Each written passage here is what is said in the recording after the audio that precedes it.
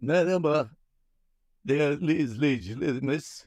Bugün bu programımızda Troya'dan söz edeceğiz. Troya Savaşı'ndan söz edeceğiz ve Troya'nın yaslı geliniyle sizi tanıştıracağız. Troya bildiğiniz gibi Çanakkale'nin e, 15-25 kilometre kadar güneybatısında Ege Denizi'ne bakan Hisarlık, günümüzde adıyla bildiğimiz yerdeki eski antik bir kentimiz. Troya uygarlığı oldukça köklü bir uygarlık. Troyalılar Luvilerin çocukları. Luviler, güneş, Luvi güneş çocukları, güneş insanları demek. Luvilerin diliyle konuşan, Luvice yazan Troya'nın başına gelenlerden söz edeceğiz. Ben Troya ile ilgili incelemeler yapmaya başlayınca düşündüm. Ya bu dünya edebiyatının başlamasına, yazılı edebiyatın başlamasına neden olmuş Homeros'un İlyada destanında anlattığı Troya kenti, bunu nasıl anlatmak gerekiyor? Troya'yı nasıl anlatayım diye düşündüm. Uzun süre düşündüm ve sonunda Troya'nın yağmalanmasının, ki Troya Savaşı milattan önce 1250 yıllarında olmuştur deniyor. Gerçekten böyle mi oldu? Başka bir tarihte mi oldu? O tarihçilerin konusu Troya Savaşı'nın olduğunu bugün biliyoruz. Troya Savaşı'nın en önemli olayları, arkasından Troya ile ilgili günümüze gelene dek, ki günümüzde de Troya'nın yağması devam ediyor. Günümüzde biliyorsunuz İda, İda orman demek. İda dağları ormanlarla kaplı. Önce İda ormanlarından söz edelim. İda ormanlarının eskiden, şimdi artık şu sıralarda ormanları kesilmeye başladığı ve zarar görmeye başladığı için ikinci sırayı koruyor mu bilemiyorum. İda ormanlarının dünyanın ikinci büyük oksijen deposu olduğu öne sürülür. Birinci depo biliyorsunuz Brezilya'da. Brezilya'da dünyanın en büyük e, su debisinin olduğu bir ırmak var ve o ırmağın çevresinde dünyanın en büyük ormanları var. Bu ırmağa ve bu ormanlara Anadolu uygarlıklarından birisi olan Amazonlar adını vermişler. Amazon savaşçı kadınlar, Mazo tanrıçanın çocukları Amazonlar Brezilya ormanlarına ve o ormanlardaki büyük ırmağa adlarını vermişler. Şimdi ikinci büyük orman deposu İda ormanları ve çevresi 3500 yıldan beri yağmalanıyor. Büyük olaylar yaşanıyor. Bu olaylardan Troya Savaşı'nı ele alacağız. Troya Savaşı ile ilk kitabımız başlıyor.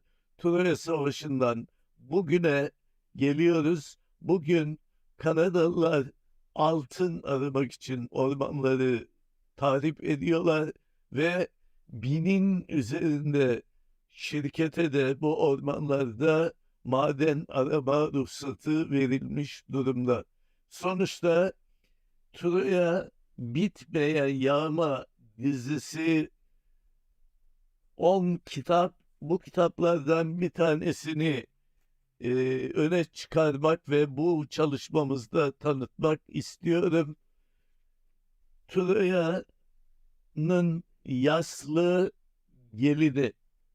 Troya'nın bilinen iki gelini var. Bir tanesi elimde tuttuğum kitabın kahramanı Troya'nın yaslı gelini Andromak. İkinci gelin dünyanın en güzel kadını diye bildiğimiz veya bilinen veya böyle değerlendirilen Sparta kralının eşi Helen ya da Helena. O da Prens Troya Prensi Paris'le birlikte kaçıp geliyor ve o da Kaçak Gelin adıyla serimizde yer alıyor. Andromak, yaslı gelin. Andromak güçlü, kararlı, dayanıklı anlamına geliyor. Andromak 16 yaşının içindeyken ağabeyleriyle İda ormanlarında ava gitmek istediğini söylüyor. Ağabeyleri buna karşı çıkıyorlar. Hayır diyorlar, sen ip eğir, kumaş doku, bir şeyler yap. Sen ne işin var avda? Biz ava gideriz, günlerce avlanırız. Postları yüzeriz. Onları biriktiririz, getiririz. En az 2 haftalık bir iş. Sen gelme diyorlar. O çok üsteleyince babası tamam diyor. O da sizin gibi ok atabiliyor, ata binebiliyor, kendi başının çaresine bakabiliyor, sizinle gelecek. Andromak ağabeyleriyle birlikte İda ormanlarının içinde ava gider. Misya kralının bu güzel kızını orman içinde bir sürpriz beklemektedir. Troya prensi Hektor da ava çıkmıştır ve avda karşılaşırlar. Aşık olurlar, aşk başlar. Bir yıl sonra Andromak'la Hektor evlenirler ve Troya'nın gelini olarak Andromak Hektor'la birlikte Troya kentine gider. Daha sonra Troya Savaşı başlar. Troya Savaşı için Akka kralları ve Trakya kralları toplanırlar. 40 kadar kral askerlerinin başında Troya'yı kuşatırlar, kaleyi kuşatırlar. Bu arada komşu krallıklara birlikler gönderirler. Onları yakıp yıkmak ve yağmalamak amaçlı. Misya, yani Andromak'ın ülkesi Misya krallığına Aşil başkanlığında bir birlik gider. Misya'yı yakar, yıkar ve Andromak'ın babasını, annesini, 7 erkek kardeşini öldürür. Birçok genç kızı, birçok genç erkek çocuğu esir olarak alır ve köle yapmak için kendi ülkesine, krallığına göndertir. Sonuçta Andromak durumu öğrenince çok üzülür ve ben bu acıya dayanamam, bundan büyük acı olamazdı. Fakat Cassandra, Hector'un küçük kız kardeşi, yengesine Andromak'a karşı çıkar. Sabırlı olmak zorundasın, daha büyük acılar olabilir der. Gerçekten de büyük bir acı daha beklemektedir Cassandra'yı. Aşil giriştikleri teke tek kavgada Hector'u öldürür. Yani Andromak'ın kocasını. Andromak bunun üzerine daha da üzülür. Çok büyük bir acı, buna dayanamıyorum der. Cassandra yine ona sabır diler. Daha büyük acılar da olabilir, sabretmelisin der. Ve gerçekten de daha büyük bir acı gelir. Çünkü Paris ağabeyi Hektor ölünce onun yerine Troya başkomutanı olmuştur. Bir yıla yakın süre başkomutanlığı başarıyla yürütür ve Aşil'i yaptıklarının hesabını sormak için öldürmeyi planlamaktadır. Aşil bir yarı tanrı. Ancak topuğundan vurulursa ölebilir. Başka yerinden eldeki silahların hiçbirisinin işlemediğine inanılıyor. Paris'te 3 yıl ok atar ve oku artık iğnenin deliğinden geçirebilecek ustalığa ulaşır. Sonuçta Aşil'le karşı karşıya gelirler. Üst üste 3 ok atar. 3 okla topuğundan vurarak öldürür. Aşil tendonu diye bildiğimiz topuğundaki aşil sinirlerini parçalar, kan kaybından, artık ayakta duramamaktan Aşil ölür.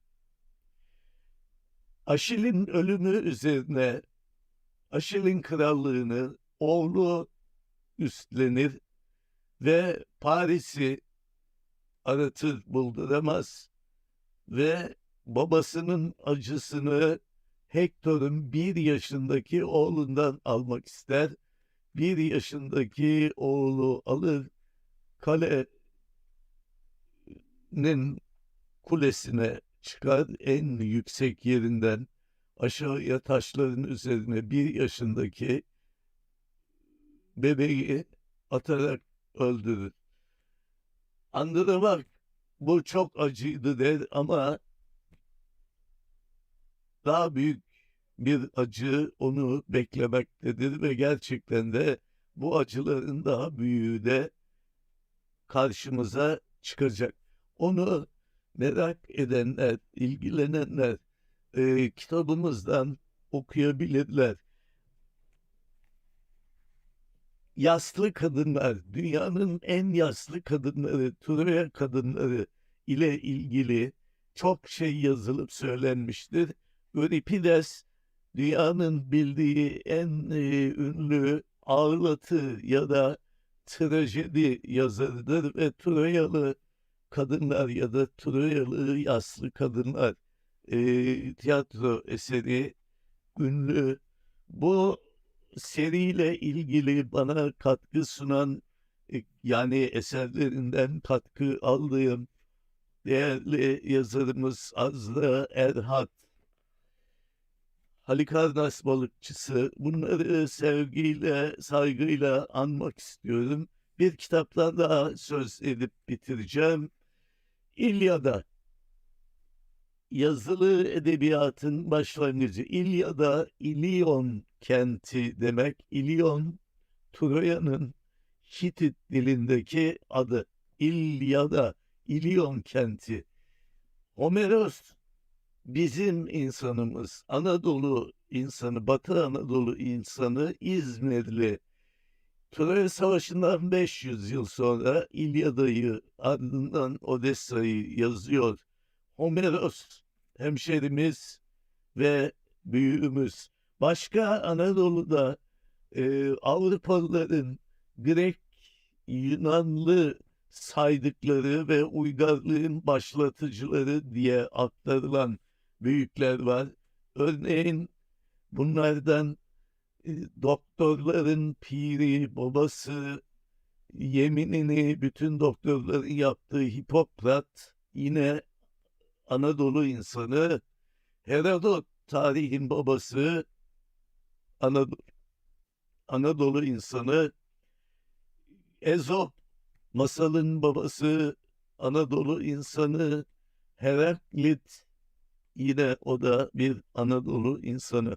10 kitaptan oluşan Troya Bitmeyen Yağma dizimizle ilgileneceğinizi, kitaplarımızın en azından tanıtım yazılarına bakacağınızı umut ediyorum ve kanalımıza abone olacağınızı, bizimle konuşmak, tartışmak, görüşlerinizi bildirmek, bizim size vereceğimiz yanıtları almak için bizimle ilişki kuracağınızı umut ediyorum, umuyorum.